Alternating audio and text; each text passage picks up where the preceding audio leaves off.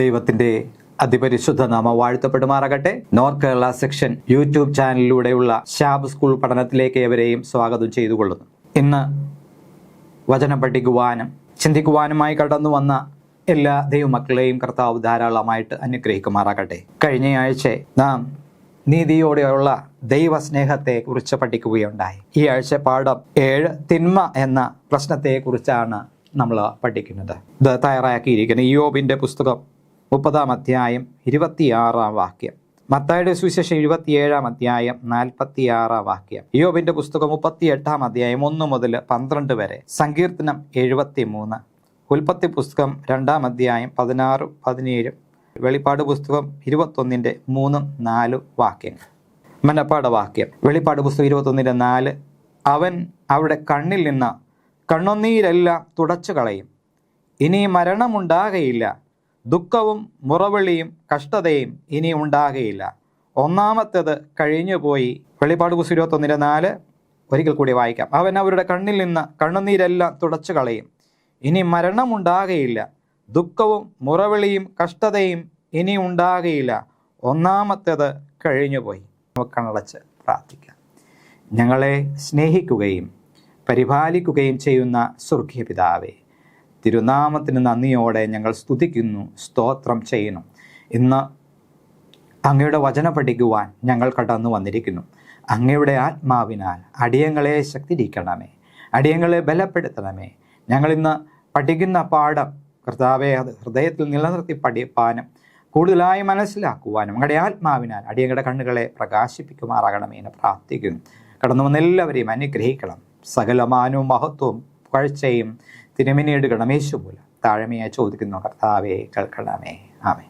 ഇന്ന് നാം നേരിടുന്നതായ ഏറ്റവും വലിയ പ്രശ്നം തിന്മ എന്ന പ്രശ്നമാണ്. ദൈവത്തെക്കുറിച്ച് നാം പഠിക്കുമ്പോൾ ദൈവം സമ്പൂർണമായും സ്നേഹിക്കുന്നവനും സ്നേഹമുള്ളവനും ദീർഘക്ഷമയുള്ളവനും നീതി ആഗ്രഹിക്കുന്നവനുമാണ്.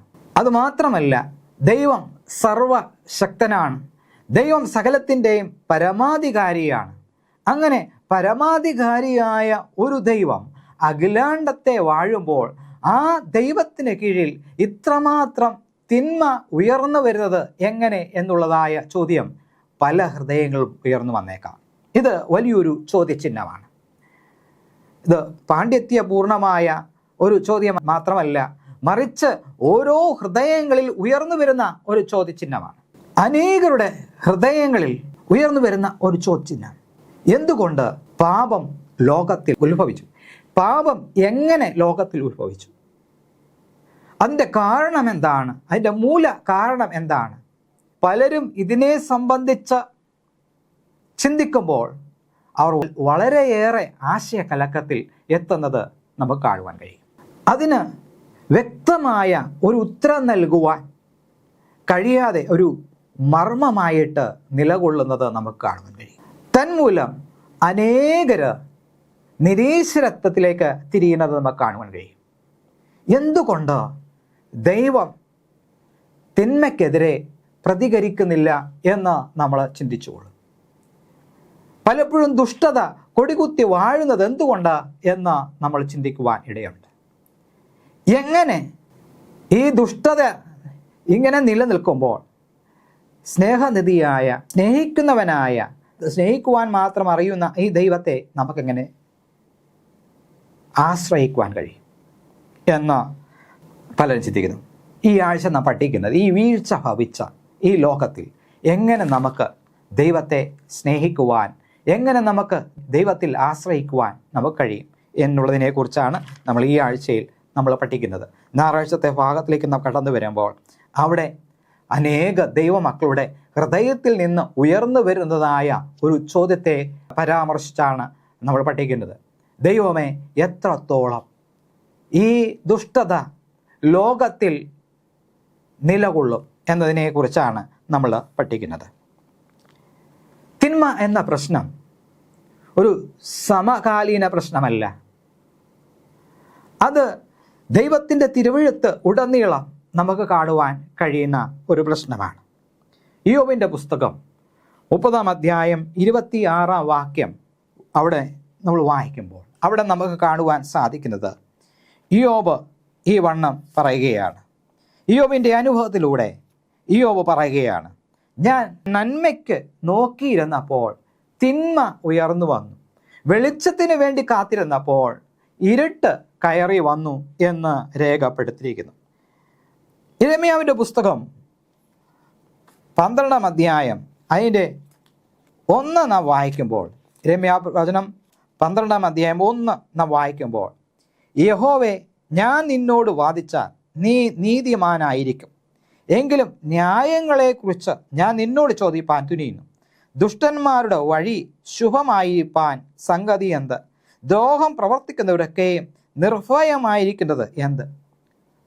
അപ്പോൾ ഇന്ന് നമുക്ക് ലോകത്തിൽ കാണുവാൻ കഴിയുന്ന ദുഷ്ടന്മാരുടെ വഴി ശുഭമായിരിക്കുന്നു. എന്നാൽ നീതിമാന്റെ വഴിയെക്കുറിച്ച് വളരെ ശോചനീയമായ അവസ്ഥയാണ്.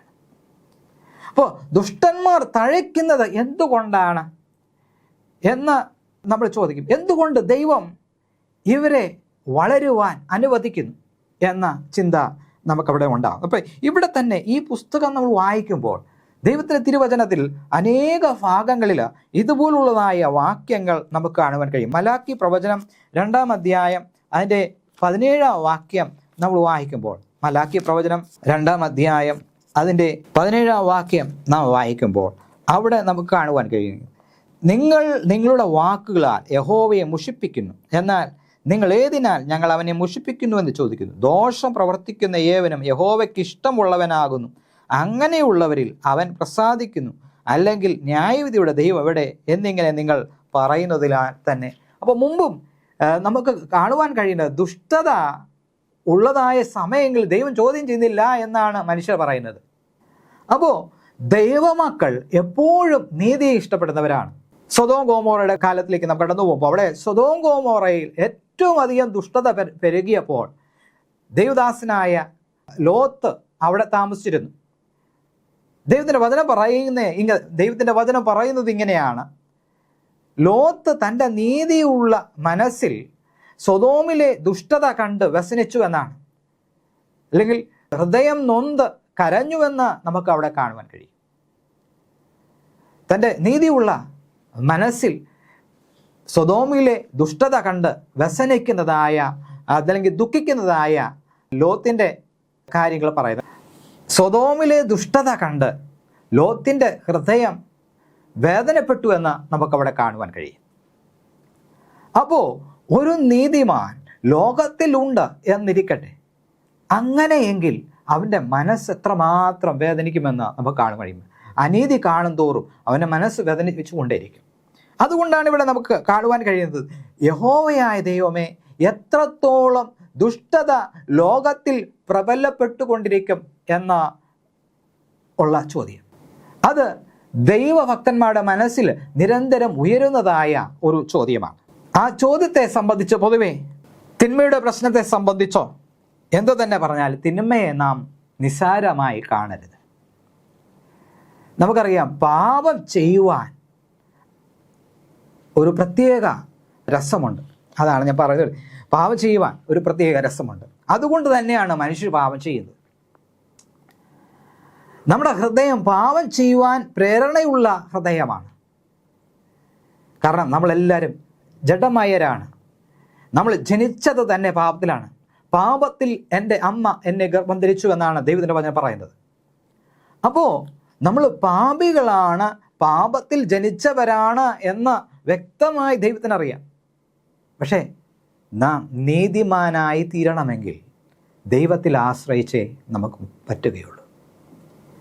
ഈ ലോകത്തിൽ തിന്മ ധാരാളമായി കാണുമ്പോൾ ദൈവം മൗനമായിരിക്കുന്നുവെന്ന് നാം വിചാരിച്ചു കളയരുത്. ദൈവം അതിന് വേണ്ടിയുള്ളതായ നടപടി സ്വീകരിച്ചു കൊണ്ടിരിക്കുകയാണ്. ഒരു മനുഷ്യരും നശിച്ചു കാണുവാൻ യഹോവയായ ദൈവം ഇഷ്ടപ്പെടുന്നില്ല. കാരണം സകലരും അവൻ്റെ സൃഷ്ടികളാണ്. നാം ഓരോരുത്തരും ദൈവത്തിൻ്റെ മക്കളാണ്. ദൈവത്തിൻ്റെ കൈയാണ് നമ്മെ മെടഞ്ഞത്. അതുകൊണ്ട് നാം നശിച്ചു കാണുവാൻ ദൈവത്തിന് ഒരിക്കലും ഇഷ്ടമില്ല. അതുകൊണ്ട് ദുഷ്ടത ലോകത്തിൽ പ്രവർത്തിക്കുമ്പോൾ അതിൻ്റെ കാരണം എന്താണെന്ന് ദൈവത്തിനറിയാം. ആ കാരണത്തെ ദൈവം ഒരു നാൾ നശിപ്പിക്കും.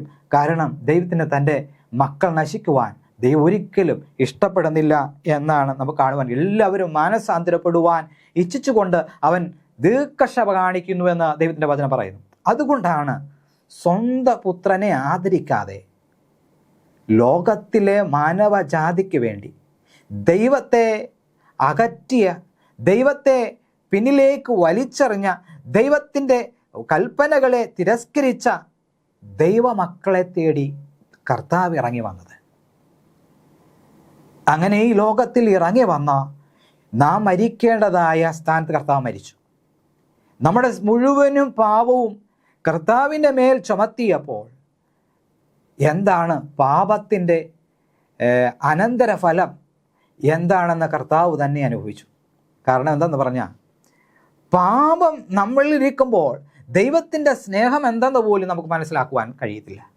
ദുഷ്ടത നമ്മളിൽ പെരുകുമ്പോൾ ദൈവം എന്താണെന്ന് മനസ്സിലാക്കുവാൻ നമുക്ക് സാധിക്കത്തില്ല. കാരണം പാപം ഇരിക്കുന്നിടത്ത് അന്ധകാരം മാത്രമേ കാണുകയുള്ളൂ, വെളിച്ചമുണ്ടാകുകയില്ല. കർത്താവായ യേശു ക്രിസ്തു കാൽവറിയിൽ സകലമാനരുടെയും പാപത്തെ ചുമന്ന് കയറിയപ്പോൾ പിതാവിൽ നിന്നുള്ളതായ ആ സ്നേഹം ബന്ധം അറ്റുപോയി.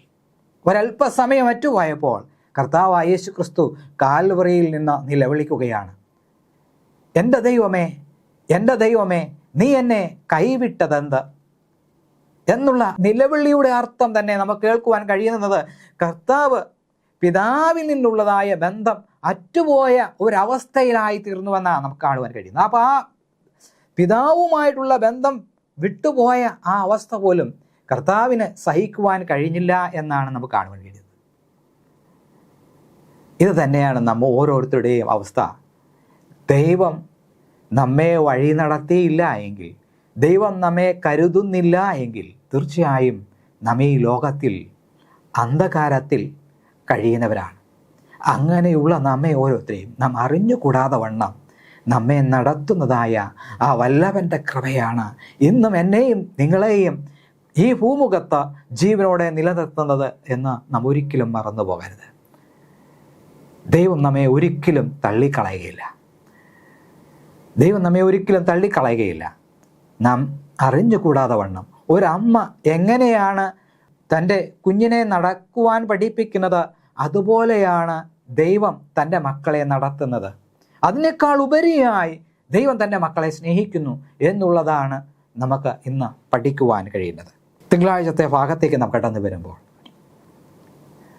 നമുക്ക് അറിഞ്ഞുകൂടാത്ത പല കാര്യങ്ങളും ഉണ്ട്, പല രഹസ്യങ്ങളുമുണ്ട്.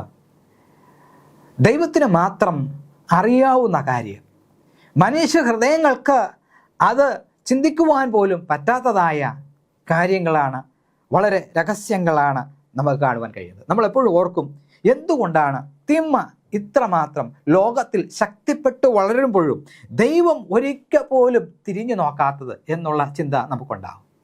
പക്ഷേ ദൈവം തിന്മയെ അനുവദിക്കുന്നതിന് കാരണങ്ങളുണ്ട്. ദൈവത്തിന് വേണമെങ്കിൽ തിന്മയെ ഉടനടി നശിപ്പിക്കുവാൻ കഴിയും, ഉടനടി നീക്കുവാൻ കഴിയും. അങ്ങനെ ദൈവം തിന്മയെ നീക്കുന്നവനാണ് എങ്കിൽ ദൈവം ഒരിക്കലും സ്നേഹമുള്ളവനായിരിക്കില്ല. ഇയ്യോബിൻ്റെ ജീവിതത്തിലേക്ക് നാം കടന്നു വരുമ്പോൾ, ഇയ്യോബ് ഈ തിക്ത അനുഭവങ്ങളിലൂടെ കടന്നുപോയ ഒരു ദൈവഭക്തനാണ്. ഇയ്യോബിൻ്റെ പുസ്തകം അതിൻ്റെ 1-ാം അധ്യായത്തിൽ തന്നെ ഇയ്യോബ് ആരായിരുന്നുവെന്ന് വളരെ വ്യക്തമായിട്ട് ദൈവത്തിൻ്റെ തിരുവെഴുത്ത് പ്രതിപാദിക്കുകയാണ്. ഇയ്യോബിൻ്റെ പുസ്തകം 1-ാം അധ്യായം 1-2 വാക്യങ്ങൾ നമ്മൾ വായിക്കുമ്പോൾ അവിടെ ഇയ്യോബിനെ കുറിച്ച് ദൈവം പറയുകയാണ്. ഇയ്യോബിന് ദൈവത്തിൻ്റെ കൈകളിൽ നിന്ന് ഒരു വിശേഷപ്പെട്ട സർട്ടിഫിക്കറ്റ് തന്നെ ഇയ്യോബ് കരസ്ഥമാക്കിയെന്ന് നമുക്ക് കാണുവാൻ കഴിയും. അവിടെ 1-ാം വാക്യം വായിക്കുമ്പോൾ, ഉസ് ദേശത്ത് ഇയ്യോബ് എന്ന് പേരുള്ള പുരുഷനുണ്ടായിരുന്നു. അവൻ നിഷ്കളങ്കനും നേരുള്ളവനും ദൈവഭക്തനും ദോഷം വിട്ടകലുന്നവനുമായിരുന്നു എന്ന് വളരെ വ്യക്തമായിട്ട് രേഖപ്പെടുത്തിയിരിക്കുന്നു. അവൻ നിഷ്കളങ്കനും നേരുള്ളവനും ദൈവഭക്തനുമായിരുന്നു. അപ്പോൾ നിഷ്കളങ്കനായിരുന്നു, നേരുള്ളവനായിരുന്നു, സത്യം മാത്രമേ അവൻ സംസാരിക്കൂ. അവൻ നിഷ്കളങ്കനായിരുന്നു, ദൈവഭക്തനായിരുന്നു എന്ന് നമുക്കവിടെ കാണുവാൻ കഴിയും. അങ്ങനെയുള്ള ഇയ്യോബിന്മേൽ കഷ്ടത എങ്ങനെ വന്നു എന്ന് നമ്മൾ ചിന്തിക്കുക. അവിടെ അതിനുള്ളതായ കാരണങ്ങൾ വളരെ വ്യക്തമായിട്ട് പറയുകയാണ്. 2-ാം അധ്യായത്തിൽ, പിന്നെ ഒരു ദിവസം ദൈവപുത്രന്മാർ യഹോവയുടെ സന്നിധിയിൽ നിൽപ്പാൻ ചെന്നു. സാത്താനും അവരുടെ കൂട്ടത്തിൽ യഹോവയുടെ സന്നിധിയിൽ നിൽപ്പാൻ ചെന്നു. യഹോവ സാത്താനോട്, നീ എവിടെ നിന്ന് വരുന്നു എന്ന് ചോദിച്ചിരുന്നു. സാത്താൻ യഹോവയോട്, ഞാൻ ഭൂമിയിൽ ഊടാടി സഞ്ചരിച്ചിട്ട് വരുന്നു എന്ന് ഉത്തരം പറഞ്ഞു. അവിടെ ഈ ഒരു കഥ നമുക്ക് വളരെ വ്യക്തമായിട്ട് നമുക്കറിയാം. സാത്താൻ യഹോവയോട് പറയുകയാണ്, നീ അവന് ചുറ്റും ഒരു വേലി കെട്ടിയിട്ടല്ലയോ അവൻ നിന്നെ സേവിക്കുന്നത്. അതേസമയത്ത് യഹോവ സാത്താനോട് പറയുകയാണ്, ഇയ്യോബിനെ പോലെ നിഷ്കളങ്കനും നേരുള്ളവനും നീതിമാനും വേറെയില്ല, ദൈവഭക്തൻ വേറെയില്ല. അപ്പോൾ അവൻ പറയുകയാണ്, സാത്താൻ ദൈവത്തോട് പറഞ്ഞു, നീ അവന് ചുറ്റും വേലി കെട്ടിയിട്ടില്ലയോ. പ്രിയമുള്ള ദൈവമക്കളെ, ദൈവത്തെ ഹൃദയപൂർവ്വം സ്നേഹിക്കുന്ന, ദൈവത്തിൻ്റെ കൽപ്പനകളെ പ്രമാണിക്കുന്ന ഓരോ ദൈവ പൈതലിന് ചുറ്റും ദൈവം വേലി കെട്ടിയിട്ടുണ്ട്. ഈ വേലി തകർക്കാതെ ഒരു ശക്തിക്കും ദൈവഭക്തന്മാരെ തകർക്കുവാൻ കഴിയില്ല. ദൈവം അറിയാതെ അവൻ്റെ തലയിലെ ഒരു മുടി പോലും താഴെ വീഴുകയില്ല. നമ്മുടെ തലയിലെ മുടിയെല്ലാം എണ്ണി തിട്ടപ്പെട്ടിരിക്കുന്നു. ദൈവത്തിന് അറിയാം. അതിലൊന്ന് കൊഴിഞ്ഞു പോകുന്നത് നമ്മുടെ തമ്പുരാൻ അറിയാം. അതാണ് നമ്മൾ മനസ്സിലാക്കേണ്ടത്. അപ്പോൾ നമ്മൾ ദൈവത്തിൻ്റെ കരങ്ങളിൽ എത്രമാത്രം സുരക്ഷിതരാണ് എന്ന് നാം എപ്പോഴും ചിന്തിക്കണം. എൻ്റെ ദൈവം എന്നെ കാണുന്നവനാണ്, എൻ്റെ ദൈവം എന്നെ കാക്കുന്നവനാണ് എന്നുള്ള ചിന്ത നാം പോകുമ്പോഴും നടക്കുമ്പോഴും ചിന്തിക്കുമ്പോഴെപ്പോഴും ഈ ഒരു കാര്യം എപ്പോഴും നമ്മുടെ മനസ്സിലുണ്ടായിരിക്കും. കാരണം സ്നേഹനിധിയായ ദൈവം തൻ്റെ മക്കൾക്ക് ഒരു ദോഷവും തട്ടുവാൻ ഇടയാക്കുകയില്ല എന്ന് ദൈവത്തിൻ്റെ വചനം പറയുന്നു. എന്ന് വരികിലും നമുക്ക് ചില സന്ദർഭങ്ങൾ അറിയാം, നമ്മൾ നല്ല ദൈവഭക്തരാണ് എന്ന് നടിക്കുന്നവരുണ്ട്, എന്നാൽ യഥാർത്ഥമായ ദൈവഭക്തന്മാരുമുണ്ട്. അങ്ങനെ ഇരിക്കുന്നതായ സാത്താൻ വന്ന് പറയുന്നത്, അതെ ഇവൻ ഉറക്കം തൂങ്ങിയ, അവൻ ദൈവഭയമുള്ളവനല്ല, അത് ഞാൻ പള്ളി കടന്നുറങ്ങും. ചിലപ്പോൾ ഈ പള്ളിയിലൊക്കെ കടന്ന് നമ്മൾ ചെല്ലുമ്പോൾ ചിലർ നല്ല ഉറക്കം നടിച്ച് കിടക്കും, ചിലർ നല്ല പോലെ ഉറങ്ങും. ഈ രണ്ടുപേരെയും നമുക്ക് മനസ്സിലാക്കണമെങ്കിൽ ഒറ്റ കാര്യമുള്ളൂ, നമ്മൾ പഠിപ്പിച്ച കാര്യം ഒന്ന് ചോദിക്കണം.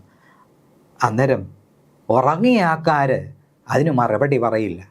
എന്നാൽ ധ്യാനിച്ചും കണ്ണുകളടച്ചിരിക്കുന്നവരോട് ചോദിച്ചാൽ അന്നേരത്തിന് അവർ മറുപടി പറയും. എന്ന് പറഞ്ഞ പോലെയാണ്, ഒരു പരീക്ഷ അവൻ നേരിടുമ്പോഴാണ് അവൻ ശരിയായിട്ടുള്ള ദൈവഭക്തനാണോ എന്ന് തിരിച്ചറിയുന്നത്. അപ്പോൾ മറ്റുള്ളവർ നമ്മളെ പഴി ചാരുന്നത് ചെയ്യാൻ പറ്റില്ല. നമുക്കതിന് പ്രതിവാദം പറയണമെങ്കിൽ അത് നമ്മിൽ നിന്ന് തന്നെ അത് മനസ്സിലാക്കണം. അതുകൊണ്ട് ദൈവം എന്ത് ചെയ്യും അറിയാമോ, ചില സന്ദർഭങ്ങളിൽ സാത്താൻ്റെ ഈ വാദം കേട്ട് കഴിയുമ്പോൾ ദൈവത്തിന് അറിയാം തന്നെ സ്നേഹിക്കുന്ന തൻ്റെ ഈ മകൻ നല്ല ദൈവഭക്തനാണെന്നറിയാം, അവനെ എന്ത് ചെയ്താലും അവൻ അത് തന്നെ ചെയ്യുമെന്നറിയാം. അതുകൊണ്ട് എന്ത് ചെയ്യും, ചിലപ്പോൾ പരീക്ഷയിൽ അകപ്പെടും. പക്ഷേ നമ്മൾ എന്ത് ചെയ്യണം, നമ്മളെപ്പോഴും പരീക്ഷയിൽ വീഴാതിരിക്കുവാൻ നമ്മൾ പ്രാർത്ഥിക്കണം. നമ്മൾ പ്രാർത്ഥിച്ചെങ്കിൽ മാത്രമേ പരീക്ഷയിൽ വീഴാതെ നമ്മൾ രക്ഷപ്പെടുത്തുള്ളൂ. കാരണം സാത്താൻ എപ്പോഴും നമ്മളെ പരീക്ഷിക്കുവാൻ വേണ്ടി നമ്മോട് അടുത്ത് വരും. നമ്മൾ ദൈവത്തോട് പ്രാർത്ഥിക്കുന്നവരായിരുന്നാൽ ഈ വേലി അവിടെ കാണും. ആ വേലി തകർക്കുവാൻ സാത്താന് കഴിയില്ല. ദൈവം അനുവദിക്കുന്ന പക്ഷം മാത്രമേ സാത്താന് നമ്മെ തൊടുവാൻ കഴിയുള്ളൂ. ഇവിടെ ഇയ്യോബിന്മേൽ സാത്താൻ ശ്രദ്ധ വെച്ചു. ഇയ്യോബ് ശരിയായിട്ട് നിന്നെ സേവിക്കുന്നില്ല എന്ന് ദൈവത്തോട് വാദിക്കുകയാണ്. ആ വാദം ചെയ്യിക്കണമെങ്കിൽ സാത്താൻ്റെ ഈ വാദം തെറ്റായിരിക്കണം. അതിനുവേണ്ടി ദൈവം ഇയ്യോബിനെ സാത്താൻ്റെ കയ്യിൽ ഏൽപ്പിച്ചു. സാത്താൻ ഇയ്യോബിന്മേൽ കഷ്ടത കൊണ്ട് നിറച്ചു എന്ന് നമുക്ക് കാണാൻ കഴിയും. അവസാനം മരണത്തെ മുഖാമുഖമായി ഇയ്യോബ് കണ്ടു. എന്നിട്ടും ഇയ്യോബ് ദൈവത്തെ ത്യജിച്ചു പറഞ്ഞില്ല. ഇയ്യോബ് പറയുകയാണ്, ദൈവം തന്നു, ദൈവമെടുത്തു, ദൈവത്തിൻ്റെ നാമം വാഴ്ത്തപ്പെടട്ടെ എന്നാണ്. അപ്പോൾ ഓരോ ദൈവഭക്തന്മാരും എത്ര കഠിനമായ ശോധനയിലൂടെ കടന്നു പോയാലും അവർ ദൈവത്തെ ത്യജിച്ചു പറയുന്നവരല്ല. നമ്മുടെ ജീവിതത്തിൽ ഒരു ചെറിയ പ്രയാസം വന്നാൽ മതി, അന്നേരം തന്നെ എന്ത് ചെയ്യും, നമ്മൾ പറയാവുന്നതൊക്കെ പറഞ്ഞിട്ട് പോകും. അപ്പോൾ കഷ്ടത വരുമ്പോൾ നമ്മൾ എന്ത് ചെയ്യണം, നമ്മൾ കഷ്ടത എന്തുകൊണ്ട് വന്നു എന്ന് നാം ചിന്തിക്കണം. കൂടുതലായി ദൈവത്തോട് നാം പ്രാർത്ഥനയോടും വചനം പഠിച്ചും നമ്മൾ കൂടുതലായി ദൈവത്തോട് അടുക്കണം. എങ്കിൽ മാത്രമേ നമുക്ക് ഈ ലോകത്തെ ജയിക്കുവാൻ നമുക്ക് കഴിയുള്ളൂ. സാത്താനെ നമുക്ക് ജയിക്കുവാൻ നമുക്ക് കഴിയുള്ളൂ. അപ്പോൾ ഇവിടെ ഇയ്യോബ് ദൈവത്തോട് പല ചോദ്യങ്ങൾ ചോദിക്കുവാൻ തുടങ്ങുകയാണ്. തനിക്ക് വന്ന കഷ്ടത എന്തുകൊണ്ടാണെന്ന് ഇയ്യോബിന് മനസ്സിലാകുന്നില്ല. കാരണം നമുക്കിന്ന് കഷ്ടത വരുമ്പോൾ നമ്മൾ പറയും ദൈവം കൊണ്ടുവന്നാന്ന് പറയും. അവൻ്റെ തലയിലെ ഒരു ദൈവവിധിയെ എന്ന് നമ്മൾ ചിലപ്പോൾ പറയും. അവന് ദൈവം വരുത്തിയതാന്ന് പറയും. ചിലർ പറയും അവൻ അങ്ങനെ തന്നെ വേണമെന്ന് പറയും. പല രീതിയിൽ ഉള്ള ആൾക്കാർ നമ്മുടെ ഇടയിൽ തന്നെയുണ്ട്. ആരെങ്കിലും ഒന്ന് വീണാൽ മതി, അന്നേരം പറയും കണ്ടോ അവന് ദൈവം കൊടുത്ത പരിപാടി കണ്ടോ എന്ന് പറയും. പക്ഷേ ആ രീതിയല്ല. മറ്റുള്ളവരുടെ വീഴ്ചയിൽ സന്തോഷിക്കുന്നത് പോലും ദൈവത്തിന് ഇഷ്ടമില്ല എന്ന ദൈവത്തിൻ്റെ വചനം പറഞ്ഞിരിക്കുകയാണ്. നമുക്ക് ആരെയും വിധിക്കുവാൻ കഴിയില്ല. ആരാണ് നീതിമാൻ എന്ന് തീരുമാനിക്കുന്നത് ദൈവതമ്പുരാൻ മാത്രമാണ്. അതുകൊണ്ട് നമ്മൾ എപ്പോഴും ചിന്തിക്കേണ്ടതായ ഒരു കാര്യം എന്താണെന്ന് പറഞ്ഞാൽ, നാം നമ്മെ തന്നെ, നമ്മുടെ ഹൃദയത്തെ ശ്രദ്ധയോടുകൂടെ കാവൽ ചെയ്യണം. ഇല്ലെങ്കിൽ പൈശാചികനകത്ത് കയറും.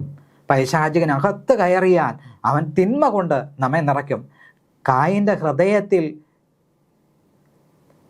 പൈശാചികൻ കടന്നപ്പോൾ സ്വന്തം സഹോദരനെ അവൻ കൊന്നുകളഞ്ഞു. നമുക്ക് ആദ്യത്തെ പാവമായിട്ട് നമുക്കിവിടെ കാണുവാൻ കഴിയും, ആദ്യത്തെ കൊലപാതകമായിട്ട് നമുക്കിവിടെ കാണുവാൻ കഴിയും. എന്ന് പറഞ്ഞതുപോലെ നമ്മൾ വളരെ ശ്രദ്ധയോട് കൂടി ഇരിക്കണം. ദൈവത്തോട് തനിക്ക് വന്നതായ കഷ്ടപ്പാട് എന്തുകൊണ്ടാണെന്ന് ദൈവത്തോട് ഇയ്യോബ് ചോദിക്കുകയാണ്. അപ്പോൾ ദൈവം അതിന് ചുഴലിക്കാറ്റിൽ നിന്നുകൊണ്ട് ഇയ്യോബിനോട് മറുപടി പറയുകയാണ്. ഇയ്യോബിൻ്റെ പുസ്തകം 38-ാം അധ്യായം അതിൻ്റെ 1-2 വാക്യങ്ങൾ നമുക്ക് വായിക്കാം. ഇയ്യോബിൻ്റെ പുസ്തകം 38-ാം അധ്യായം അതിൻ്റെ 1-2. യഹോവ ക്രോധത്തോടെ എന്നെ ശിക്ഷിക്കരുതേ, നീരസത്തോടെ എന്നെ ദണ്ഡിപ്പിക്കുകയും വരുതേ. നിന്റെ അസ്ത്രങ്ങൾ എന്നേൽ തറച്ചിരിക്കുന്നു, നിന്റെ കൈ എൻ്റെ മേൽ ഭാരമായിരിക്കുന്നു. അവിടെ ഇയ്യോബ് ദൈവത്തോട് ഓരോ കാര്യങ്ങൾ ചോദിക്കുകയാണ്. അതിന് ഇയ്യോബിനോട് ദൈവം പറയുകയാണ്, ഞാൻ കേൾക്കാത്ത മനുഷ്യനെ പോലെയും വായിൽ പ്രതിവാദമില്ലാത്തവനെ പോലെയും ആയിരുന്നു. യഹോവയെ നിങ്ങൾ ഞാൻ പ്രത്യാശ വെച്ചിരിക്കുന്നു. എൻ്റെ ദൈവമായ കർത്താവെ നീ ഉത്തരമരുളും. അവർ എന്നെ ചൊല്ലി സന്തോഷിക്കരുതേ എന്ന് ഇയ്യോബ് ദൈവത്തോട് പറയുകയാണ്. അപ്പോൾ ഇയ്യോബിനോട് ദൈവം പറയുകയാണ്, ചോദിക്കുന്നു, ഞാൻ ഭൂമിക്ക് അടിസ്ഥാനമിട്ടപ്പോൾ നീ എവിടെയായിരുന്നു? നിനക്ക് വിവേകമുണ്ടെങ്കിൽ പ്രസ്താവിക്കുക. വേറൊരു ഭാഗത്ത് നമുക്ക് കാണുവാൻ കഴിയുന്നത്, അറിവില്ലാത്ത വാക്കുകളാൽ ആലോചനയെ ഇരുളാക്കുന്നോരിവനാർ എന്നാണ് ദൈവം ചോദിക്കുന്നത്. അപ്പം നമുക്കറിവില്ലാത്ത പല കാര്യങ്ങളുണ്ട്. ദൈവം എങ്ങനെയുള്ളവനാണ് എന്ന് നമുക്കറിയാം. ദൈവം നമ്മേക്കാൾ ഏറെ ബുദ്ധിമാനായ വ്യക്തിയാണ്. കാരണം നമുക്ക് ദൈവത്തിൻ്റെ ഒരു അംശം മാത്രമേ നമുക്ക് കിട്ടിയുള്ളൂ. ആ ഒരു അംശം കൊണ്ട് നമ്മളിന്ന് ലോകത്ത് കാട്ടിക്കൂട്ടുന്നതായ എല്ലാ കാര്യങ്ങളും നോക്കി കണ്ട് മനസ്സിലാക്കിയാൽ മതി നമ്മുടെ ദൈവമായ യഹോവയുടെ ബുദ്ധി സാമർത്ഥ്യം എത്രമാത്രം വരുമെന്ന്. നമ്മളെ തന്നെ നോക്കുക. നമ്മുടെ ദൈവത്തിൻ്റെ ബുദ്ധി സാമർത്ഥ്യം നമ്മിൽ തന്നെ നോക്കുമ്പോൾ നമുക്ക് കാണുവാൻ കഴിയും. അത്രമാത്രം ബുദ്ധി സാമർത്ഥ്യത്തോടു കൂടിയാണ് ദൈവം നമ്മെ ഓരോരുത്തരെയും നിർമ്മിച്ചിരിക്കുന്നത് എന്ന് നമുക്കറിയാം. നമ്മുടെ ശരീരത്ത് പോലും ഒരു ബാറ്ററി പോലും ഇല്ല, ഒരു കറണ്ട് പോലും ഇല്ല. പക്ഷേ ആ ശരീരം വർഷങ്ങളോളം പ്രവർത്തിക്കുന്നു എന്ന് നമുക്ക് മനസ്സിലാക്കുവാൻ കഴിയും. അപ്പോൾ ദൈവത്തിൻ്റെ ബുദ്ധി സാമർത്ഥ്യത്തെക്കുറിച്ച് നമുക്ക് അറിഞ്ഞുകൂടാത്ത പല കാര്യങ്ങളും ദൈവത്തിൻ്റെ കാര്യങ്ങളുണ്ട്. അതുകൊണ്ട് നമ്മൾ ചെയ്യേണ്ടതായ ഒരു കാര്യം എന്താണെന്ന് പറഞ്ഞാൽ, നമ്മുടെ ദൈവമായ യഹോവ മൗനമായിരിക്കുന്നു. അതുകൊണ്ട് ദൈവം പ്രവർത്തിക്കുവാൻ തക്കവണ്ണം ദൈവത്തിൻ്റെ കീഴിൽ മൗനമുള്ളവരെ പോലെ മൗനമായി തന്നെ ഇരിക്കുക, ദൈവത്തിന് വേണ്ടി വിട്ടുകൊടുക്കുക. ദൈവം നമ്മെ പ്രതിക്രിയ ചെയ്ത് രക്ഷിക്കുവാൻ ദൈവത്തിന് കഴിയും. അതുകൊണ്ട് ദൈവത്തിൻ്റെ കരങ്ങളിൽ തന്നെ സമർപ്പിക്കുക. പ്രത്യേകിച്ച് ഞാൻ പറയാം, ദാനിയേലിനെ കൊണ്ട് സിംഹക്കുഴിയിലിടുന്നത് വരെ ദൈവത്തിൻ്റെ സാന്നിധ്യം അവരാരും കണ്ടിട്ടില്ല. അതുപോലെ ശദ്രക്ക്, മേശക്ക്, അബദ്നഗോയെ തീച്ചുളയിലിടുന്നത് വരെ ആരും ദൈവത്തെ കണ്ടിട്ടില്ല. ദൈവത്തിൻ്റെ സാന്നിധ്യം, ദൈവം അവരിൽ ഇടപെടുന്നുണ്ടോ, ദൈവത്തിൻ്റെ സാന്നിധ്യം അവരിൽ ഉണ്ടോ എന്ന് പോലും അറിയുന്നില്ല. എന്നാൽ സിംഹക്കുഴിയിൽ ദാനിയേൽ വന്നപ്പോൾ ദൈവം അവിടെ ഇടപെട്ടു. ശദ്രക്ക്, മേശക്ക്, അബദ്നഗോ അഗ്നിയിൽ വീണപ്പോഴാണ് ദൈവം ഇടപെട്ടത്. നമുക്ക് കാണുവാൻ കഴിയും, അഗ്നിയിൽ ദൈവം അവരോട് കൂടെ ഉണ്ടായിരുന്നു എന്നാണ് കാണുവാൻ കഴിയുന്നത്. അപ്പോൾ ആപത്തിൽ ദൈവം നമ്മോട് കൂടെ ഇരിക്കും, ദൈവം നമ്മെ വഴി നടത്തും. അതുകൊണ്ട് നമുക്ക് ദൈവത്തിൽ പൂർണ്ണമായി ആശ്രയിച്ചുകൊണ്ട് നമുക്ക് മുന്നോട്ട് പോകാം. ദൈവം വലിയവനാണ്, നമ്മെ കാത്ത് പരിപാലിക്കും. ഏത് കഷ്ടതയിലായിരുന്നാലും ഇയ്യോബിന് ദൈവത്തിൻ്റെ വെടി കിട്ടി. അതുകൊണ്ട് ഇയ്യോബ് പറഞ്ഞു, ദൈവമേ നീ സകലവും അറിയുന്നവനാണ് എന്ന് പറയുവാൻ ഇടയായി തീർന്നു. ഇനി എന്നല്ല, കഷ്ടതയിലൂടെ നമുക്ക് പോകുമ്പോൾ നമ്മൾ ചൊവ്വാഴ്ചത്തെ പാഠത്തിലേക്ക് കടന്നു വരിക. കഷ്ടത്തിലൂടെ നമ്മൾ പോകുമ്പോൾ ദൈവം വളരെയേറെ മുൻകരുതലുള്ള ദൈവമാണ് എന്ന് നമുക്ക് കാണുവാൻ കഴിയും. യെശയ്യാപ്രവചനം 55-ാം അധ്യായം 8-9 വാക്യങ്ങൾ നമ്മൾ വായിക്കുമ്പോൾ അവിടെ ഈ വണ്ണം പറയുന്നു: എൻ്റെ വിചാരങ്ങൾ നിങ്ങളുടെ വിചാരങ്ങളല്ല, നിങ്ങളുടെ വഴികൾ എൻ്റെ വഴികളുമല്ല എന്ന് യഹോവ അരുളി ചെയ്യുന്നു. ആകാശം ഭൂമിക്ക് മീതെ ഉയർന്നിരിക്കുന്നത് പോലെ എൻ്റെ വഴികൾ നിങ്ങളുടെ വഴികളിലും എൻ്റെ വിചാരങ്ങൾ നിങ്ങളുടെ വിചാരങ്ങളിലും ഉയർന്നിരിക്കുന്നു. അപ്പോൾ ഇവിടെ നമുക്ക് കാണുവാൻ കഴിയുന്നത് ദൈവത്തിൻ്റെ വിചാരങ്ങൾ നമ്മുടെ വിചാരങ്ങൾക്ക് മീതെയാണ്, നമ്മൾ ചിന്തിക്കുന്നതിന് മീതെയാണ്. ചില സന്ദർഭങ്ങൾ നമ്മൾ ഓർക്കും, എന്തുകൊണ്ടാണ് ദൈവം നമുക്ക് വേണ്ടി ഇടപെടാത്തതെന്ന് ഓർക്കും. പക്ഷേ ദൈവം അങ്ങനല്ല. ദൈവം തക്ക സമയത്ത് നമുക്ക് വേണ്ടി ചിന്തിക്കുന്നവനാണ്, നമ്മെ കരുതുന്നവനാണ്. ഇസ്രായേൽ മക്കളെ മിസ്രയീമിൽ നിന്ന് ദൈവം വഴി നടത്തി. അവർക്ക് വേണ്ടുന്നതെല്ലാം ദൈവം മുന്നൊരുക്കിയിരുന്നുവെന്ന് നമുക്ക് കാണുവാൻ കഴിയും. അതുപോലെയാണ് ദൈവം നമ്മെ വഴി നടത്തുന്നത്. ദൈവത്തിൻ്റെ ചിന്ത നമ്മുടേതിനേക്കാൾ വളരെ ഉയരത്തിലാണ് ദൈവം ചിന്തിക്കുന്നത്. നമ്മുടെ ചെറിയ ചിന്തയും വിചാരങ്ങളുമാണ്. നമ്മുടെ ഈ ചെറിയ ചിന്ത നമ്മളെ ദൈവത്തോട് പറയുമ്പോൾ ദൈവം അതിന് ഉപരിയായി ചിന്തിക്കും. ഇവൻ ചിന്തിക്കുന്നത് പോലെ അവന് ഞാൻ കൊടുത്തു കഴിഞ്ഞാൽ എൻ്റെ ഈ മകന് എന്തായി തീരുമെന്ന ദൈവം ചിന്തിക്കും. അപ്പോൾ ദൈവം നമുക്ക് നമ്മുടെ നന്മയ്ക്ക് ആവശ്യമായ കാര്യങ്ങൾ മാത്രമേ ദൈവം നൽകുകയുള്ളൂ എന്ന് നമുക്ക് ഇവിടെ കാണുവാൻ സാധിക്കുന്നു. ഇനി അത് തന്നെയില്ല, ചിലപ്പോൾ നമ്മൾ ധനം ചോദിക്കും, പണം ചോദിക്കും, സമ്പാദ്യം ഉണ്ടാകുക നമ്മൾ ചോദിക്കും. നമ്മൾ വല്ല ധനാഢ്യരായി ജീവിക്കണം എന്നുള്ള ചിന്തയോടുകൂടെ ദൈവത്തോട് പല ആഗ്രഹങ്ങളും നമ്മൾ പ്രകടമാക്കി എന്ന് വരും. പക്ഷേ ദൈവം തൻ്റെ മക്കൾക്ക് അവൻ ആവശ്യമായത് മാത്രമേ നൽകുകയുള്ളൂ എന്ന് ദൈവത്തിൻ്റെ വചനം പറയുന്നു. എന്നാൽ നമ്മൾ ദുഷ്ടന്മാരെ കുറിച്ച് നമ്മൾ വ്യസനിക്കും. നമ്മൾ നോക്കുമ്പോൾ അവരൊക്കെ നല്ല വലിയ ധനാഢ്യരായി ജീവിക്കുന്നത് കാണുമ്പോൾ എന്തുകൊണ്ടാണ് എനിക്കിങ്ങനെ വന്നത് എന്നൊരു ചിന്ത നമുക്ക് വരും. സങ്കീർത്തനക്കാരനെ അപേക്ഷിച്ച് സങ്കീർത്തനക്കാരൻ അവിടെ ഈ വണ്ണം ദുഷ്ടന്മാരുടെ വളർച്ചയെക്കുറിച്ച് കണ്ട് വ്യസനിച്ച ഒരു വ്യക്തിയാണ് സങ്കീർത്തനക്കാരൻ എന്ന് നമുക്ക് കാണുവാൻ കഴിയും. സങ്കീർത്തനം 73 നാം വായിക്കുമ്പോൾ അവിടെ സങ്കീർത്തനക്കാരൻ ദൈവത്തോട് ചോദിക്കുന്ന കാര്യങ്ങളാണ്. ദൈവം ഇസ്രായേലിന് നിർമ്മല ഹൃദയമുള്ളവർക്ക് തന്നെ നല്ലവനാകും നിശ്ചയം. എന്നാൽ എൻ്റെ കാലുകൾ ഏകദേശം ഇടറി, എൻ്റെ കാലടികൾ ഏറെക്കുറെ വഴുതിപ്പോയി. ദുഷ്ടന്മാരുടെ സൗഖ്യം കണ്ടിട്ട് എനിക്ക് അഹങ്കാരികളുടെ അസൂയ തോന്നി. അവർക്ക് വേദന ഒട്ടുമില്ലല്ലോ, അവരുടെ ദേഹം തടിച്ചുരണ്ടിരിക്കുന്നു. അവർ മദ്യരെ പോലെ കഷ്ടത്തിലാകുന്നില്ല, മറ്റു മനുഷ്യരെ പോലെ ബാധിക്കപ്പെടുന്നതുമില്ല. ആകയാൽ ഡംഭം അവർക്ക് മാലയായിരിക്കുന്നു, ബലാത്കാരം വസ്ത്രം പോലെ അവരെ ചുറ്റിയിരിക്കുന്നു. അവിടെ കണ്ണുകൾ പുഷ്ടി കൊണ്ട് ഉന്തി നിൽക്കുന്നു. ഇവിടെ നമുക്ക് കാണുവാൻ കഴിയുന്നത് ദുഷ്ടന്മാരെ കുറിച്ച് വേവലാതിപ്പെടുന്ന സങ്കീർത്തനക്കാരനെ കുറിച്ചാണ്. അതിന് ദൈവം തന്നെ മറുപടി ഉണ്ട്. കുറഞ്ഞൊന്നു കഴിഞ്ഞ് ദുഷ്ടനില്ല, നീ അവൻ്റെ ഇടം പോയി നോക്കിക്കാണും, അവരെ ഭൂമിയിൽ കാണുകയില്ല എന്ന് ദൈവം വളരെ വ്യക്തമായിട്ട് പറഞ്ഞിരിക്കുകയാണ്. അപ്പോൾ സങ്കീർത്തനക്കാരൻ്റെ ഹൃദയത്തിന് ആശ്വാസമായിട്ടുള്ള വചനവും ദൈവം കൊടുത്തു എന്ന് നമുക്ക് കാണുവാൻ കഴിയും. കുറഞ്ഞൊന്നു കഴിഞ്ഞാൽ ദുഷ്ടന്മാർ ഇല്ല എന്ന് ദൈവം പറയുകയാണ്.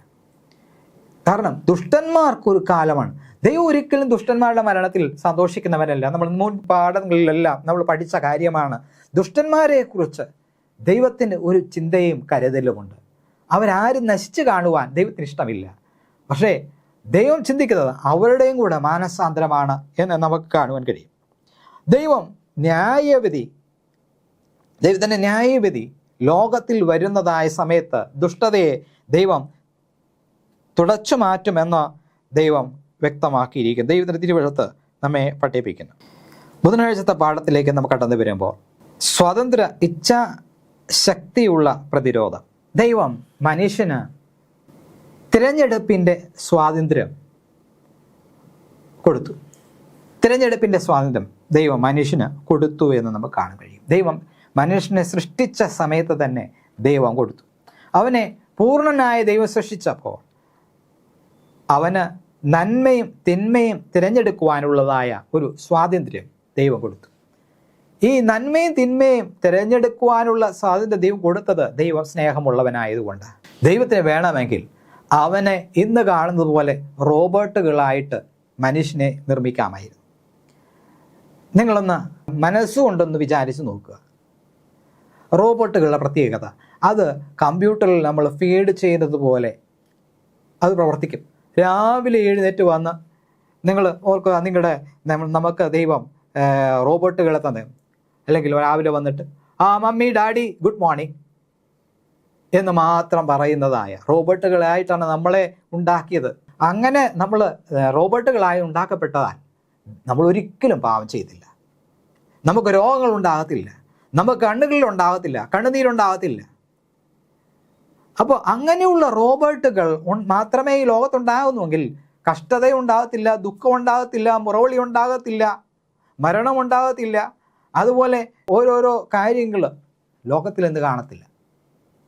പക്ഷെ ഒരു കാര്യമാണ്, സന്തോഷം എന്ന് പറഞ്ഞൊരു സാധനം, സന്തോഷം എന്ന് പറഞ്ഞൊരു കാര്യം ലോകത്തിൽ കാണത്തില്ല. കാരണം എന്തെന്ന് പറഞ്ഞാൽ സന്തോഷം പ്രകടിപ്പിക്കുവാൻ അവർ കഴിയില്ല. ദൈവം അങ്ങനെയുള്ള റോബോട്ടുകളെയാണ് ഉണ്ടാക്കിയിരുന്നെങ്കിൽ തീർച്ചയായും ദൈവത്തിനും സന്തോഷിക്കുവാൻ കഴിയത്തില്ല. അതുകൊണ്ടാണ് ദൈവം ഇച്ഛാശക്തിയുള്ള മനുഷ്യരെ സൃഷ്ടിച്ചത്. സ്വയമായി ചിന്തിച്ച് കാര്യങ്ങൾ നീങ്ങുവാൻ തക്കവണ്ണമുള്ളതായ ജീവജാലങ്ങളെ ദൈവമുണ്ട്. മനുഷ്യനെ ഉണ്ടാക്കിയപ്പോൾ അവന് സ്വന്തമായ ചിന്തിച്ച് പ്രവർത്തിക്കുവാൻ തക്കവണ്ണം ഉള്ളതായ ബുദ്ധിസാമർഥ്യം മനുഷ്യന് കൊടുത്തു. നന്മയും തിന്മയും തിരിച്ചറിയുവാനുള്ളതായ ബുദ്ധിസാമർഥ്യം. പക്ഷേ ദൈവം വേറൊരു കാര്യം കൂടെ പറയുന്നുണ്ട്. നീ ഇന്ന് തിരഞ്ഞെടുക്കുന്നത് നന്മയാണ് എങ്കിൽ നീ എന്ത് ചെയ്യും? അനുഗ്രഹിക്കപ്പെടും. തിന്മയാണ് എങ്കിൽ നാശം ഭവിക്കും. ഇത് രണ്ടും മനുഷ്യരുടെ മുമ്പിൽ ദൈവം വെച്ചിട്ടുണ്ട്. നിനക്ക് ഒന്നെങ്കിൽ തിന്മയുടെ വഴി തിരഞ്ഞെടുക്കാം, നാശത്തിൻ്റെ പാത തിരഞ്ഞെടുത്താൽ അതിൻ്റെതായ അനന്തരഫലം അനുഭവിക്കേണ്ടി വരും. അപ്പോൾ ഈ രണ്ട് വഴി മനുഷ്യനെ വെച്ചിട്ടുണ്ട്. മനുഷ്യൻ സ്വയമായി ചിന്തിച്ച് ദൈവസ്നേഹത്തിൽ ജീവിക്കണമെന്ന്, ദൈവത്തെ സ്തുതിക്കുന്നവനായി ജീവിക്കണമെന്ന് ദൈവം ആഗ്രഹിച്ചു. അല്ലാതെ ബലപ്രകാരം മനുഷ്യൻ ദൈവത്തെ സേവിക്കണമെന്ന് ദൈവം ആഗ്രഹിക്കുന്നില്ല. അതാണ് നമുക്കിവിടെ കാണുവാൻ കഴിയുന്നത്. അതുകൊണ്ടാണ് ദൈവം മനുഷ്യന് തിരഞ്ഞെടുപ്പിൻ്റെ സ്വാതന്ത്ര്യം മനുഷ്യന് കൊടുത്തത്. റോബോട്ടുകളായിട്ടല്ല, മറിച്ച് ആദാമിനും ഹവ്വയ്ക്കും തിരഞ്ഞെടുക്കുവാനുള്ള ഒരു സ്വാതന്ത്ര്യം ദൈവം കൊടുത്തത്. ഉൽപ്പത്തി പുസ്തകം 2-ാം അധ്യായം അവിടെ 16-17 വാക്യങ്ങൾ നമ്മളെ പഠിപ്പിക്കുന്നത്, യഹോവയായി ദൈവം മനുഷ്യനോട് കൽപ്പിച്ചതെന്നാൽ തോട്ടത്തിലെ സകല വൃക്ഷങ്ങളെ ഫലം നിനക്ക് ഇഷ്ടം പോലെ തിന്നാം, എന്നാൽ നന്മ തിന്മകളെ കുറിച്ചുള്ള അറിവിൻ്റെ വിഷഫലം തിന്നരുത്, തിന്നുന്ന നാളിൽ നീ മരിക്കും. അപ്പോൾ മനുഷ്യൻ എന്ത് ചെയ്തു? അവന് തിരഞ്ഞെടുപ്പിൻ്റെ സ്വാതന്ത്ര്യം കൊടുത്തപ്പോൾ ആ തിരഞ്ഞെടുപ്പിൻ്റെ സ്വാതന്ത്ര്യത്തെ ദുർവിനിയോഗം ചെയ്തു. അങ്ങനെ മനുഷ്യൻ പാപികളായി തീർന്നു, മരണത്തിന് അധീനരായി തീർന്നു എന്ന് നമുക്ക് കാണുവാൻ കഴിയും. ദൈവ കൽപ്പന മനുഷ്യൻ എപ്പോൾ ലംഘിച്ചോ അന്ന് മുതൽ മനുഷ്യൻ എന്ത് ചെയ്തു? പാപികളായി തീർന്നു. പാപത്തിൻ്റെ അനന്തരഫലമാണ് മരണം എന്ന് പറയുന്നത്. പാപത്തിൻ്റെ ശമ്പളമാണ് മരണം എന്ന് നമുക്ക് കാണുവാൻ കഴിയും. ആദാമും ഹവ്വയും അവർക്ക് ലഭിച്ചതായ ആ സുവർണ അവസരം അവർ നഷ്ടപ്പെടുത്തി. അതുകൊണ്ടാണ് ഇന്ന് അഖിലാണ്ടം ഈ തിന്മയെ നേരിടുന്നത്. ഏകന്റെ ലംഘനം മൂലം പാപം ലോകത്തിൽ വാണു. അങ്ങനെ മരണം ലോകത്തിൽ വാണുവെന്ന്, മരണം ലോകത്തിൽ പ്രവേശിച്ചുവെന്ന് നമ്മൾ തിരുവെഴുത്ത് പഠിപ്പിക്കുന്നു. ഇവിടെ യോശുവയുടെ പുസ്തകം 24-ാം അധ്യായം 14 വാക്യം നമ്മൾ വായിക്കും. യോശുവ 24-ന്റെ 14 വാക്യം വായിക്കുന്നത്, ആകയാൽ നിങ്ങൾ യഹോവയെ ഭയപ്പെട്ട് അവനെ പരമാർത്ഥതയോടെ വിശ്വസ്തയോടും കൂടെ സേവിപ്പീൻ.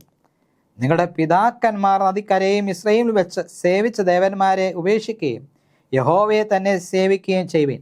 യഹോവയെ സേവിക്കുന്നത് നന്നല്ല എന്ന് നിങ്ങൾക്ക് തോന്നുന്നെങ്കിൽ നദിക്കക്കരെ വെച്ച് നിങ്ങളുടെ പിതാക്കന്മാർ സേവിച്ച ദേവന്മാരെയോ നിങ്ങൾ പാർത്തു വരുന്ന ദേശത്തിലെ അമോര്യരുടെ ദേവന്മാരെയോ ആരെ സേവിക്കുമെന്ന് ഇന്ന് തിരഞ്ഞെടുത്തുള്ളൂ.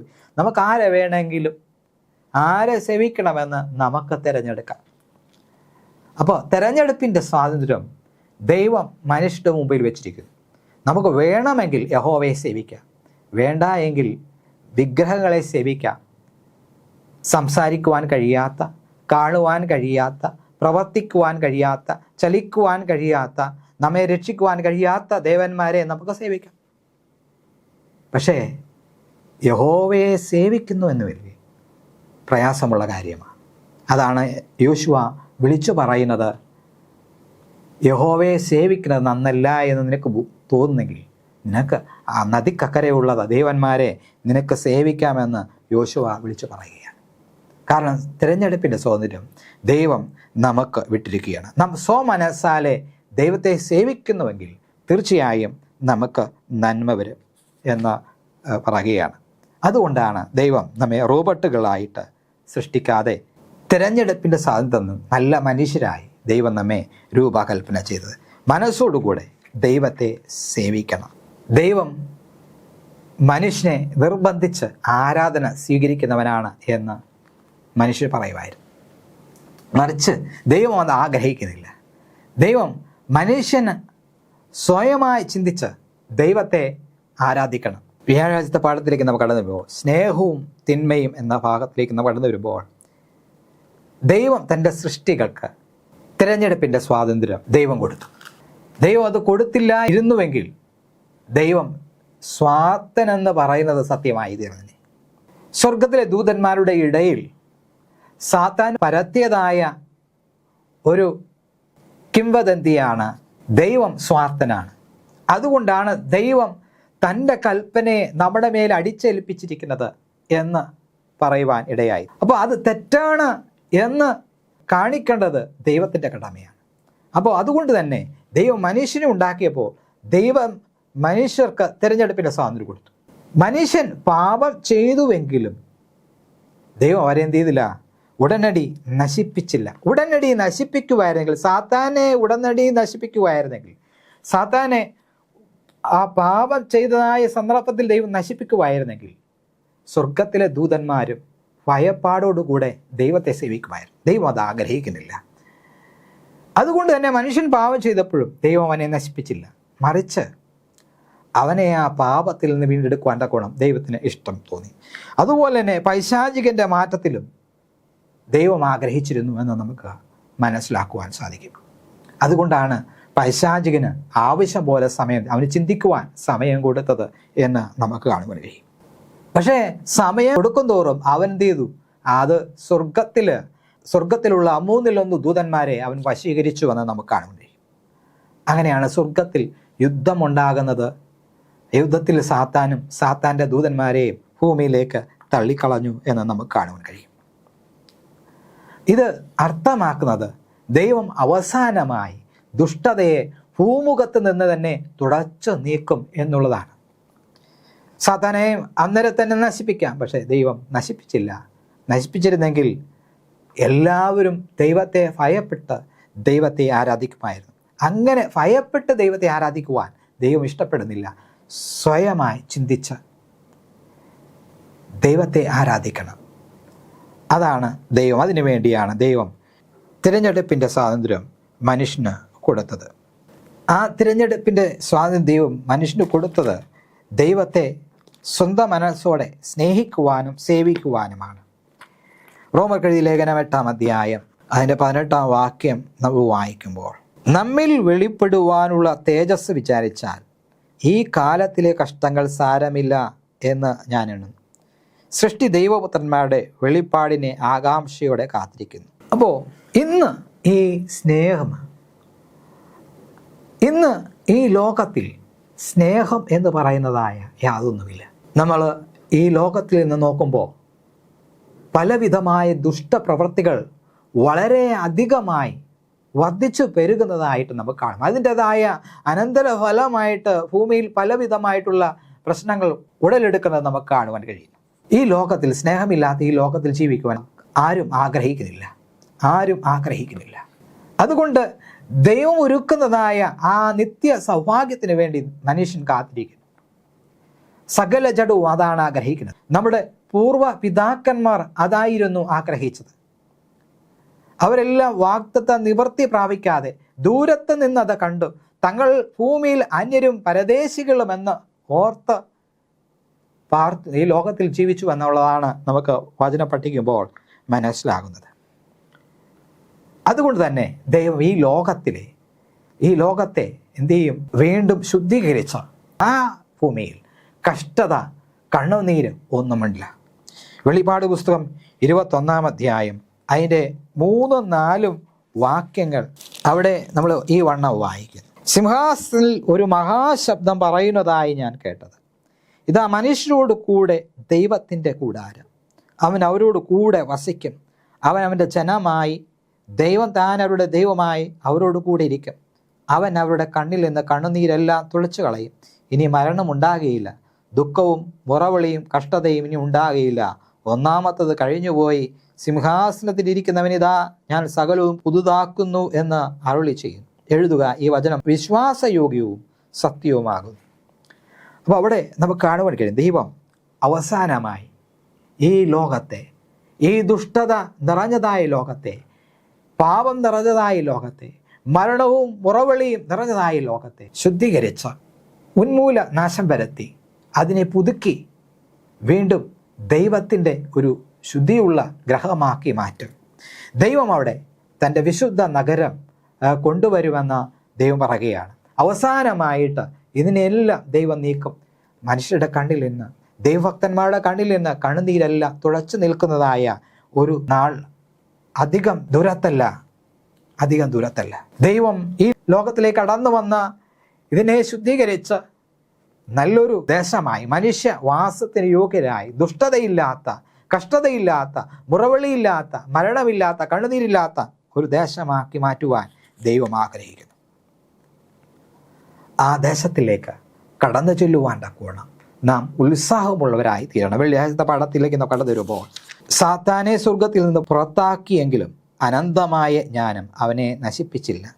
സ്നേഹത്താൽ പ്രേരിതമായ സേവനത്തിൽ മാത്രമേ ദൈവം പ്രസാദിക്കുന്നുള്ളൂ എന്നതുകൊണ്ട് തൻ്റെ സൃഷ്ടികൾക്ക് തന്നോടുള്ള കൂറ് അവൻ്റെ നീതിയുടെയും ദയയുടെയും ബോധ്യത്തിൽ നിലനിൽക്കണം. സ്വർഗത്തിലും മറ്റു ലോകങ്ങളിലുമുള്ള ജീവജാലങ്ങൾ പാപത്തിൻ്റെ സ്വഭാവമോ അതിൻ്റെ പരിണിതഫലമോ മനസ്സിലാക്കുവാൻ തക്ക മാനസികമായ തയ്യാറെടുപ്പുള്ളവരല്ലാതിരുന്നത് കാരണം സാത്താനെ നശിപ്പിക്കുന്നതിൽ ദൈവനീതി കാണുവാൻ അവർക്ക് കഴിയുമായിരുന്നില്ല. അവനെ പൊടുന്നനെ ഇല്ലായ്മ ചെയ്തിരുന്നെങ്കിൽ സ്നേഹത്തിൽ ദൈവത്തെ സേവിക്കുന്നതിന് പകരം ചിലർ ഭയത്തോടെ സേവിക്കുമായിരുന്നു. വഞ്ചകന്റെ സ്വാധീനം പൂർണ്ണമായും നശിപ്പിക്കപ്പെടുകയോ മത്സരത്തിൻ്റെ ആത്മാവിനെ പൂർണ്ണമായും ഉന്മൂലനം ചെയ്യുകയോ കഴിയുമായിരുന്നില്ല. അഖിലാണ്ടത്തിൻ്റെ നിത്യതയോളമുള്ള നന്മയ്ക്ക് വേണ്ടി സകല സൃഷ്ടിജാലങ്ങളും ദൈവിക ഭരണകൂടത്തിനെതിരെയുള്ള സാത്താൻ്റെ ആരോപണങ്ങൾ അവയുടെ യഥാർത്ഥ വെളിച്ചത്തിൽ കണ്ടു മനസ്സിലാക്കുകയും ദൈവത്തെ നീതിയും കരുണയും അവൻ്റെ കൽപ്പനകളുടെ മാറ്റമില്ലാത്ത സ്വഭാവവും സകല ചോദ്യങ്ങൾക്കും സംശയങ്ങൾക്കും അതീതമായി അഖിലാണ്ടത്തിലെ സർവ്വജീവജാലങ്ങളുടെയും മുമ്പിൽ തെളിയിക്കേണ്ടത് അനിവാര്യമായിരുന്നു. അതുകൊണ്ടാണ് ദൈവം ലോകത്തിൽ ദുഷ്ടത അനുവദിച്ചത്. ദൈവം നീതിയുള്ളവനാണ് എന്ന സകല ജഡവും അത് ഏറ്റുപറയണം. ദൈവത്തെ മനസ്സിലാക്കണം. ദൈവത്തിൻ്റെ സ്നേഹം എന്താണെന്ന് രുചിച്ചറിയണം. അതല്ലായിരുന്നുവെങ്കിൽ, ദൈവത്തിന് വേണമെങ്കിൽ ഈ ദുഷ്ടതയെ അതിൻ്റെ ഉത്ഭവത്തിങ്കിൽ തന്നെ, അതിൻ്റെ മുളയിൽ തന്നെ നുള്ളി മാറ്റാമായിരുന്നുവെന്ന് നമുക്ക് കാണാം. അങ്ങനെ വരുമ്പോൾ ദൈവത്തെ ഭയന്ന് എല്ലാവരും ആരാധിക്കും. പക്ഷെ ദൈവം അത് ആഗ്രഹിക്കുന്നില്ല. ദൈവത്തിൻ്റെ സ്നേഹം നിലനിർത്തുവാൻ, ഭൂമിയിൽ ദൈവസ്നേഹം നിലനിർത്തുവാൻ ദൈവം ദുഷ്ടതയെ അനുവദിച്ചു എന്ന് മാത്രമാണ് നമുക്ക് മനസ്സിലാക്കുവാൻ കഴിയുന്നത്. ആ സ്നേഹനിധിയായ ദൈവത്തെ നമുക്ക് ആരാധിക്കാം. ആ സ്നേഹനിധിയായ ദൈവത്തിലേക്ക് നമുക്ക് പ്രത്യാശയോടുകൂടെ കടന്നു ചെല്ലാം. ആ ദൈവകരങ്ങൾ നമ്മെ തന്നെ സമർപ്പിച്ചുകൊണ്ട് നമുക്ക് മുന്നോട്ട് നീങ്ങാം. ദൈവം നമ്മെ ഓരോരുത്തരെയും അനുഗ്രഹിക്കുമാറാകട്ടെ. ആമേൻ. നമുക്ക് അണച്ച് പ്രാർത്ഥിക്കാം. ഞങ്ങളെ സ്നേഹിക്കുകയും പരിപാലിക്കുകയും ചെയ്യുന്ന സ്വർഗീയ പിതാവേ, തിരുനാമത്തിന് സ്തോത്രം. ഞങ്ങളിന്ന് കേട്ടതായ, ഞങ്ങളിന്ന് അറിഞ്ഞതായ ആ വചനത്തിനൊത്തവണ്ണം ഞങ്ങളുടെ ജീവിതങ്ങളെ ക്രമീകരിക്കുവാനും അങ്ങയുടെ വരവിന് വേണ്ടി ഒരുങ്ങുവാനും അനേകായിരങ്ങളെ ഒരുക്കുവാനും അടിയങ്ങളെ സഹായിക്കണമേ. കർത്താവേ, അങ്ങ് ഞങ്ങളെ നിത്യമായി സ്നേഹിക്കുന്നവനാണ്. ഞങ്ങളുടെ കുറവുകളെ മനസ്സിലാക്കിക്കൊണ്ട് ഞങ്ങളോട് ദോഷമായ ഒന്നും ചെയ്യുന്നില്ല എന്ന് ഞങ്ങൾ മനസ്സിലാക്കുന്നു. കൂടുതലായി അങ്ങയുടെ സ്നേഹത്തിൽ വസിപ്പാൻ ഞങ്ങൾ ആഗ്രഹിക്കുന്നു. അങ്ങയോട് ഞങ്ങൾ അടുത്തു വരുന്നു. അങ്ങയുടെ ആത്മാവിനാൽ അടിയങ്ങളെ ശക്തീകരിക്കണമേ. കടന്നു വന്ന എല്ലാവരെയും അനുഗ്രഹിക്കണം. സകല മാനവും മഹത്വവും പുകഴ്ചയും തിരുമീനെടുക്കണം. യേശു മൂലം തന്നെ ചോദിക്കുന്ന കർത്താവേ, കേൾക്കണമേ. ആമേൻ. സ്തോത്രം. ദൈവം നമ്മെ എല്ലാവരെയും അനുഗ്രഹിക്കുമാറാകട്ടെ. ആമേൻ.